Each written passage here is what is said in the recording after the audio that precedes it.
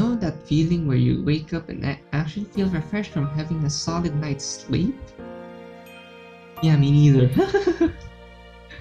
As I check my phone's display, I'm once again reminded that Valentine's Day is slowly but surely creeping towards me. I really sink back into my pillow. Am I expected to prepare some sort of gesture? Of course! I take her out on a meal or something? Oh man, it's tempting to close my eyes and go back to sleep. But we all know how that could end. Ignoring the cries of my body, I reluctantly swing my legs out of bed. Once I'm mercilessly attacked by the temperature difference outside of the covers. Just as I'm making my way to the bathroom, I prepare to summon the energy to make it through the day. Well, that's one perk of winter air. It definitely wakes you up. Feeling a little more alive, I start the familiar journey towards school. Hang on. Maybe I could wait for Sayori. That's not even a question. Please wait for Sayori, because up to now I'm still having hunches that she's not who she is. I mean, it's not like I'd be taking time away from Yuri if I walked with Sayori, so there's no harm in it. Guess there's nothing to do except wait. Shivering slightly, I rub my arms with my hands. How was it warm enough to eat lunch outside yesterday? The weather around here makes no sense. Still no sign of Sayori. Guess I pull up my phone and send her a text. Hey Sayori, I know it's kinda random, but do you wanna go to school together today? No reply. Weird. She's probably sleeping. Or has her phone switched off. Either way, I don't have time to check up on her. If I hang around any longer, I run the risk of being late myself. Hang. Please don't tell me that word means a different kind of hang. Making a mental note to Sayori that next time I see her in person, I slip my phone back into my pocket and start walking to school. Ah, Midas. How nice of you to turn up. We were all waiting. We're late? We're early at class at the clock. But sir, I'm not late. He chuckles to himself. Indeed you aren't. Sorry, I just felt like playing a little joke. That's evil, sir. And I don't even know teachers have a sense of humor. He feigns a wounded expression as the rest of the class laughs. Wow, we roasted him in front of the class. My, they warned me that being a teacher would be tough. I'll have you know that a sense of humor is a prerequisite to becoming a teacher. That's true. I mean, I would rather have a friendly, cheerful, and funny teacher than someone who would, I don't know, just stand in front of the blackboard and just talk. And why is that, sir?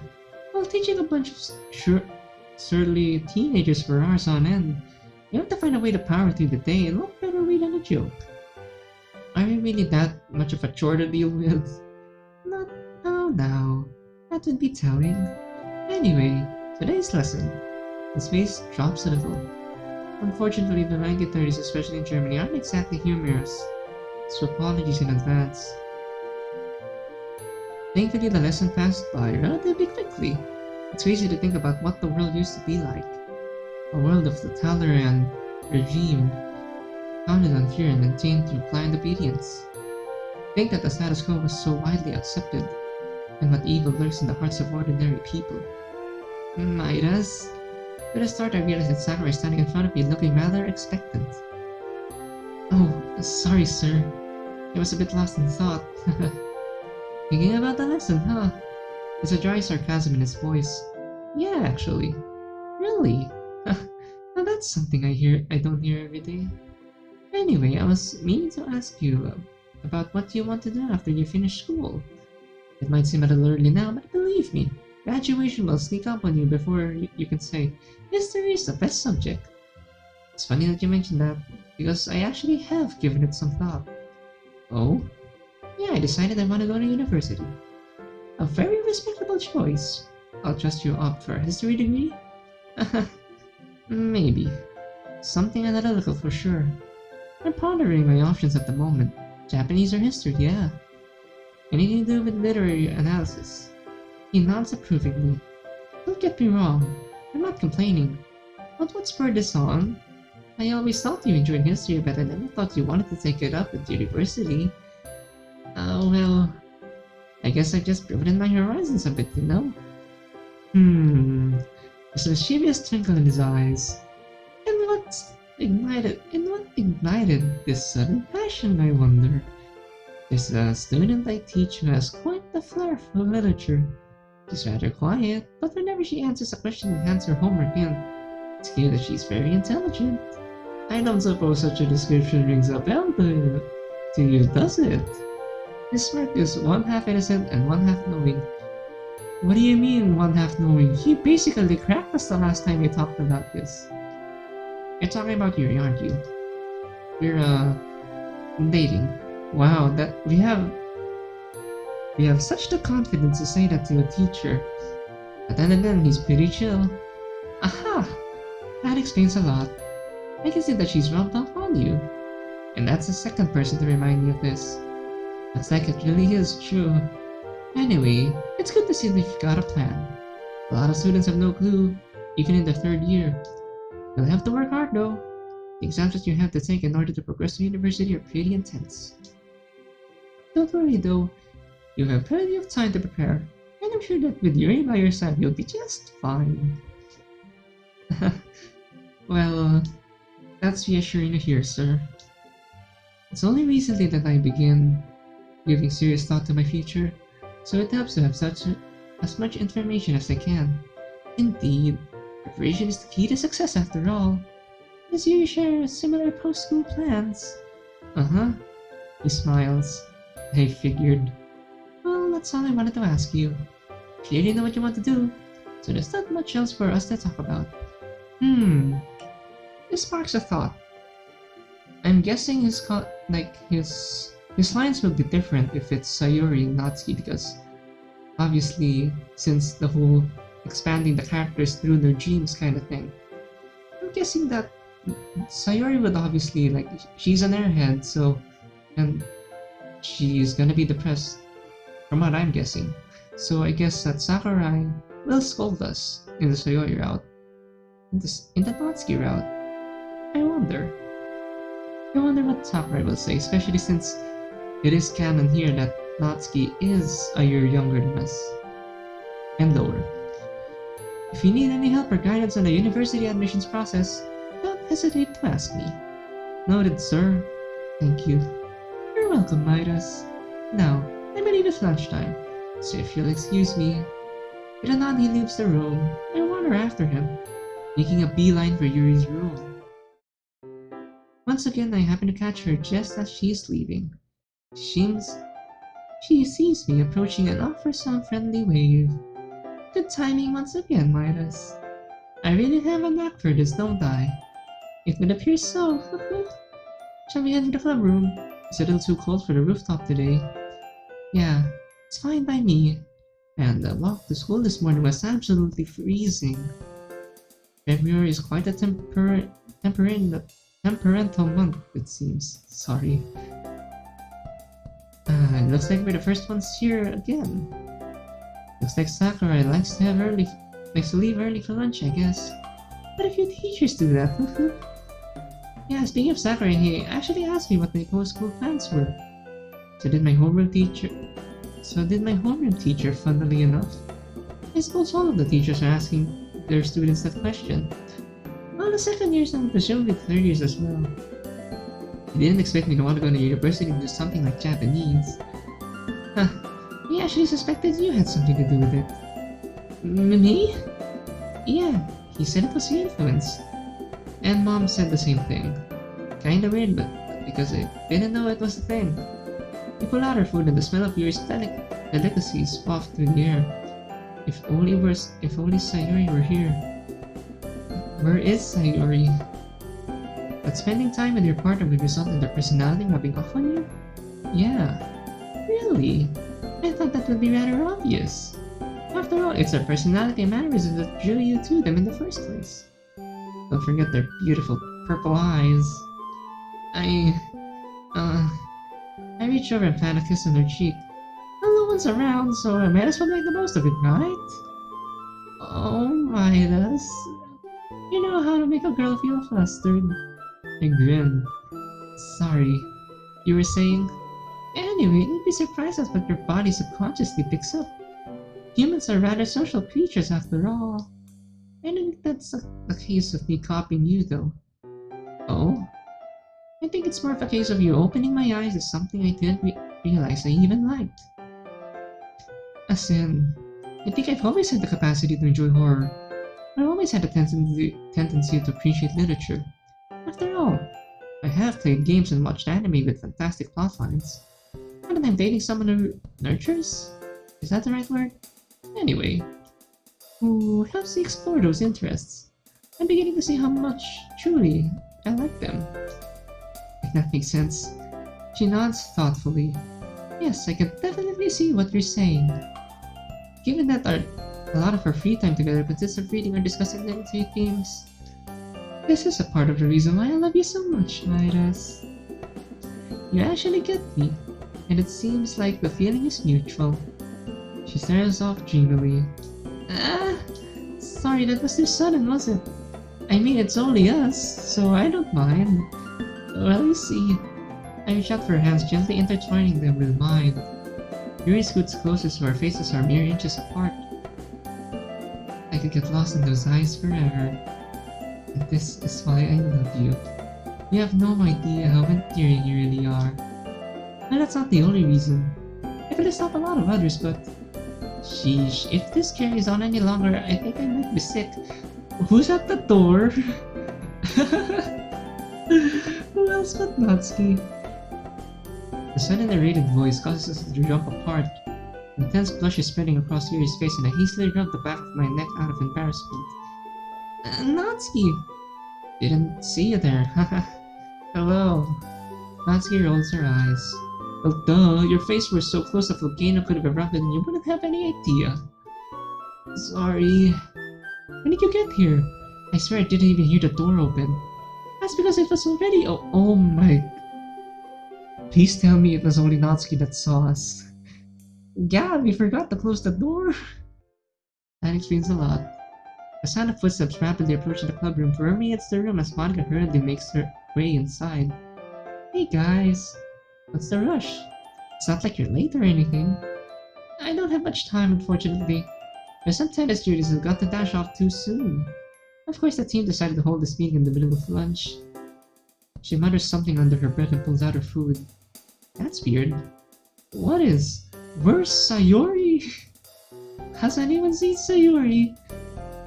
Please, I hope that she doesn't hang in the way that we don't like. Nope. I waited for her before I started my walk to school this morning, but she never turned up. I tried texting her, but I didn't get a reply either. You should probably check her phone now. She probably replied by now. Perhaps she's sick? Could be. I can't help but feel slightly worried. I'm very worried. It's definitely possible, especially at this time of the year. I'll send her a text on my way home. You live pretty close to her, right? Might be worth checking up on her too. I mean, she busted in our house when we were sick, so I guess we should return the favor. He laughs towards Yuri. She gives me a nod. Yeah, sounds like a plan. Yay, we're returning the favor to her. Is it just me or is it kinda crazy that it's almost mid-February already? No, I'm with you. The year really feels like it's passing by in the blink of an eye. I imagine you feel that the most, eh, Monica? You have no idea. It's so easy to lose track of time. Don't you ever take a break? Well, it's not that simple. There's a surprising amount of bitterness lurking within her words. I'm tempted to press her, but she suddenly jumps to her feet after looking at her watch. And that's all the time I've got. She swiftly packs her belongings away. Leaving so soon. Tennis stuff, remember? Monica nods slowly. Believe me, I'd miss it if I could. See you guys later. Man, the more that it's pressed that Monica is busy makes me more sad that she doesn't have her own route. It could have had much potential. I wonder why she was cut off though. Not that I'm complaining, I mean, so far, Yuri's route is so well written. And I'm guessing that Sayori Natsuki will be just as well written as well, but I don't know, I feel kinda sorry for Monica. With Monica's swift departure, the atmosphere suddenly feels a little awkward. as it's just me, Yuri Natsuki. I guess it's kind of a given. Thankfully, the bell rings not so long after, prompting all of us to make our way back to our homerooms. Ooh, this is a new background. Then a school day done and dusted. With a yawn, I make my way to the school entrance only to hear someone calling my name. Hi, Midas. Would you mind if I were to spend the evening with you? Is that even a question? Come on. Of course. One of the best things about life right now is how enjoyable, if not simple, my routine tends to be. At the moment, Yuri's cuddled up next to me as we're watching a horror movie. I can hear the wind howling outside, which serves as a contrast against the cozy atmosphere in the room. Yuri's warmth really lends to a homely sense of comfort. With our homework done, it's simply the best feeling in the world to kick back and relax after a long day of school. I stretch out for my phone, causing Yuri to make a noise of discomfort. She was lying against my shoulder. Wait, shouldn't we really check on Sayori? It's my mom, so I kinda had to move to answer it. She noticeably stiffens up.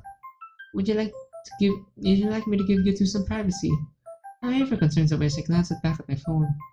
The display tells me that it's a video call, so I can angle the phone so that mom can only see me. Wait, the sprite doesn't have a front cam. I don't want to suddenly put Yuri in the limelight. Well, either way, it's good. Hey, Mom. Didn't expect you to call me so soon. Evening, Midas. You're looking well. I'm surprised. It looks like you haven't just been living off chocolate and ramen. I roll my eyes at her light-hearted jab. I don't think Yuri would let me. Yuri softly giggles to herself. Oh? Do you have... Oh my god. She spotted us.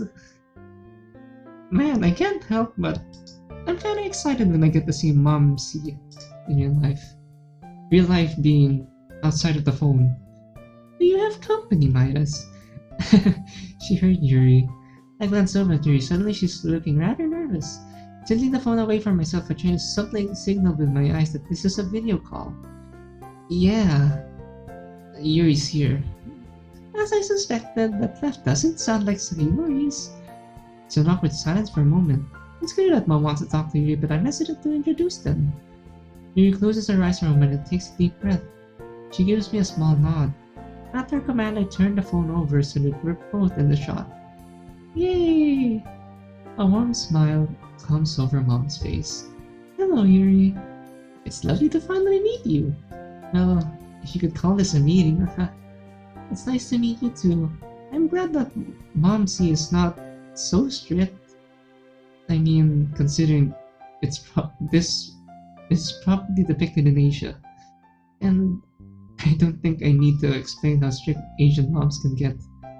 My goodness, you certainly weren't joking when you said she was beautiful, Midas. Mom. Yuri's blushing furiously. The poor girl doesn't know how to respond. Mom, on the other hand, is sporting a joyous grin. You'll have to forgive me, Yuri. Meeting my son's first girlfriend as a mother is quite a special moment for me, especially since you're abroad. It's so sad. Anyway, Midas has told me an awful lot about you. Apparently, you have quite the knack for literature. I have to give Mom credit. Playing to Yuri's interest is definitely the best way to get her to warm up to you. Yes, ever since I was a little girl, I've always been into books. Horror is her specialty too. You'll have to be careful around Midas then. He's actually quite a chicken at heart. And here we go with the embarrassing mom stuff.